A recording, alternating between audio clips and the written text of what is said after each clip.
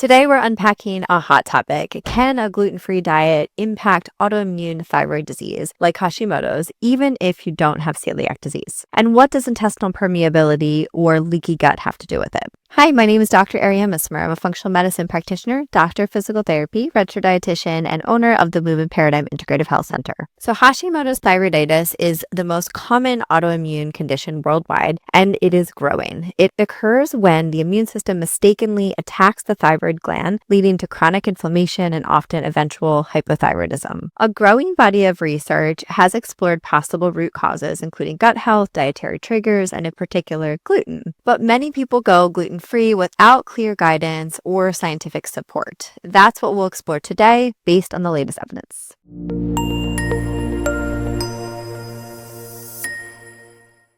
So let's start with a recent meta-analysis published in Frontiers in Endocrinology in July of 2023 by Peticchio and colleagues. The researchers reviewed 6 studies looking at the impact of a gluten-free diet on autoimmune thyroiditis in people with no signs or symptoms of celiac disease. Here's what they found. A gluten-free diet was associated with a statistically significant reduction in thyroid peroxidase antibodies, which is our TPO antibodies, which is the key marker of autoimmune activity in Hashimoto.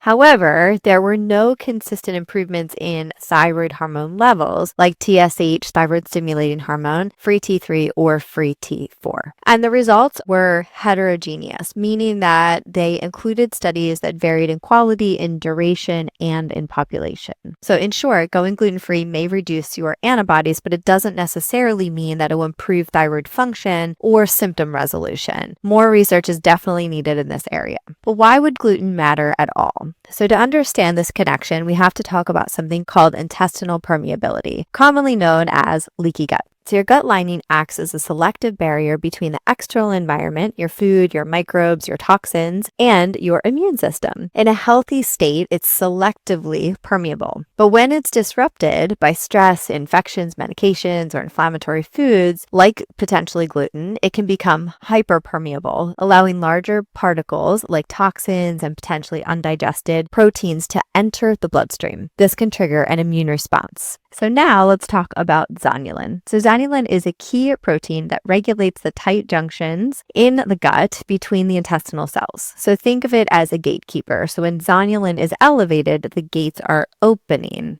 i.e. leaky gut. So one of the primary triggers of zonulin release is gliadin, a protein that is found in gluten. So research, especially by Dr. Alessio Fasano, shows that gluten can increase zonulin levels in both people with and without celiac disease, although the effects are more profound in those with genetic susceptibility. An elevated zonulin means increased intestinal permeability. So this means more immune exposure. So now let's talk about the autoimmune link. When your immune system sees these undigested particles or bacterial fragments entering the bloodstream through a leaky gut, it may respond inappropriately. So the immune activation can lead to things like cross-reactivity. So this is where immune cells confuse foreign particles with your own tissue. So this can be called molecular mimicry. This is a proposed mechanism in autoimmune conditions like Hashimoto's. So in this context, gluten could act as a trigger, not because it's an actual allergy and not because of celiac disease, but because of its effect on barrier integrity and immune modulation. So here are some of the important caveats. Here's what this does not mean. It does not mean everyone with Hashimoto's should go gluten-free. It does not mean that gluten causes Hashimoto's in all cases. And it does not mean that gluten elimination alone will reverse thyroid disease. The 2023 meta-analysis showed a potential benefit, but it also highlighted the need for larger, more rigorous studies with long-term data. Some people may benefit, others may not. So let's finish off with some personalized takeaways. So if you're dealing with autoimmune thyroid disease, here are some root cause strategies to consider. Number 1 is evaluate your gut health. Look for signs of dysbiosis, of food sensitivities, infections, of leaky gut. Consider gluten elimination carefully, especially if you have symptoms or biomarkers suggesting some type of gluten reactivity. Work with a professional to help guide you appropriately. Test your nutrient levels. Selenium, zinc, iron, vitamin D are key in thyroid health. Address inflammation, so that can be through diet, lifestyle, sleep,